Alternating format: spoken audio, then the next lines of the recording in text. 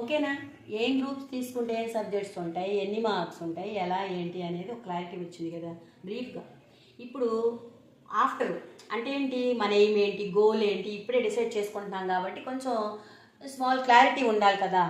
అందుకని ఎంపీసీ తీసుకుంటే దాని మీద ఏముంటాయి, ఎలాంటి ఎగ్జామ్స్ ఉంటాయి, ఏం ఆపర్చునిటీస్ ఉంటాయి, బైపీసీ తీసుకుంటే ఏ ఎగ్జామ్స్ ఉంటాయి, ఎంత అంటే హెడ్లైన్స్ టైట్ లైన్స్ వరకు అన్నా తెలిస్తే ఇప్పుడే 10th లోనే డిసైడ్ చేసుకోవాలి కదా గ్రూప్ ఏంటి, మన ఫ్యూచర్ ఏంటి, గోల్ ఏంటి, హౌ టు వే అనేదే తెలుసుకోవాలి.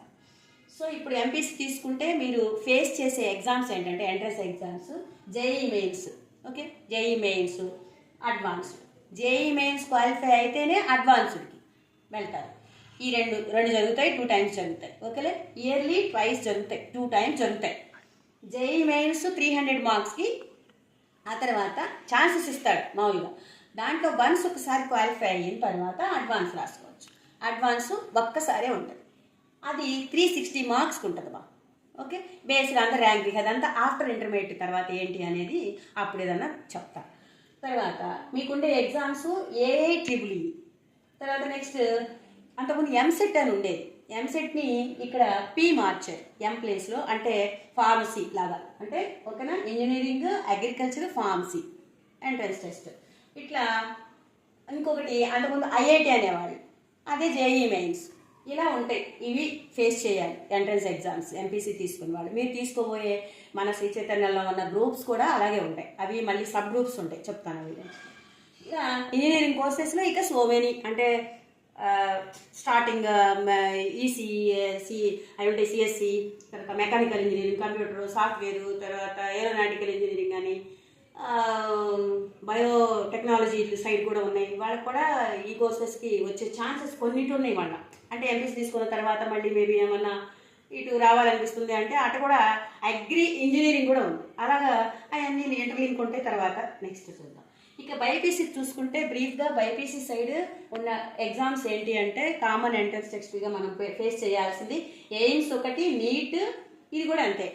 ఎంసెట్ని హెచ్సెట్గా మార్చారు. ఓకేనా, తర్వాత ఎయిమ్స్ ఎగ్జామ్ వచ్చి 200 మార్క్స్కి ఉంటుంది, బిట్స్ ఉంటాయి 200 మార్క్స్కి. నీట్ వచ్చి 720 మార్క్స్, అంటే ఈచ్ వన్ 4 మార్క్స్ క్యారీ చేస్తుంది. తర్వాత ఎంసెట్ ఎగ్జామ్ 160 మార్క్స్ ఉంటుంది. ఇది మనకి స్టేట్ సిలబస్ వైడ్ జరిగింది అనమాట, స్టేట్ వైడ్ జరిగింది ఎంసెట్ అనేది. తర్వాత ఇవి నేషనల్ ఎగ్జామ్స్.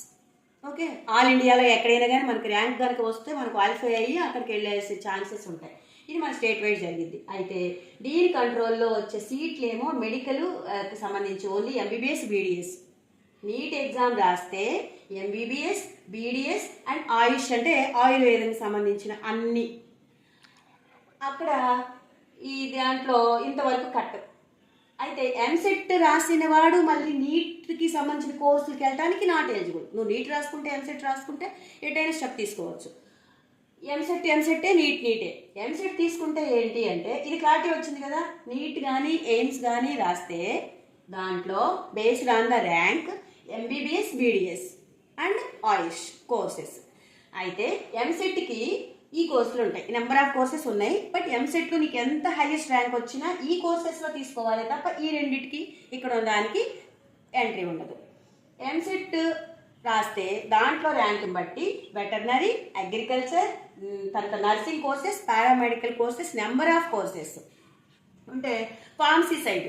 ఇప్పుడు పారామెడికల్లో టైప్స్ ఉన్నాయి, మళ్ళీ అందులో డిప్లొమా కోర్సులు డిఫరెంట్ టైప్స్ ఉంటాయి. అనస్థీషియా ఉంది, రేడియాలజీ ఉంది, ల్యాబ్ టెక్నీషియన్ కోర్సెస్ ఉంటాయి, తర్వాత ఇలా ఉంటాయి అనమాట. అంటే అక్కడికి వచ్చేసి ఎంట్రన్స్ లేకుండా కూడా వెళ్ళొచ్చు మామూలుగా. అది ఇక వేరే ఆఫ్టర్ ఇంటర్మీడియట్ రూట్ అనేది. జస్ట్ బ్రీఫ్లీ నీకు ఇలా ఒక ఐడియా ఉంటే మీరు డిసైడ్ చేసుకోవడానికి ఈజీగా ఉంటుందని చెప్తున్నా. ఇక్కడ వచ్చేసి నర్సింగ్ కోర్సెస్ ఆల్మోస్ట్, తర్వాత ఈ ఫార్మసీ వచ్చేసి బీ ఫార్మసీ ఉంటుంది. బీ ఫార్మసీ, ఎం ఫార్మసీ చేస్తే కనుక ఆల్మోస్ట్ ఈక్వల్ టు డాక్టరేట్ అట్లా ఉంటుంది అనమాట. ఓకే, ఫార్మస్యూటికల్ కంపెనీ సైడ్ అలా ఉంటుంది. ఇది ఎంపీసీకి, బైపీసీకి ఉన్న ఎంట్రన్స్ ఎగ్జామ్స్. సో దీన్ని బట్టి మన శ్రీ చైతన్యలో ఉన్న గ్రూప్స్ ఏంటో చూద్దాం. ఓకే.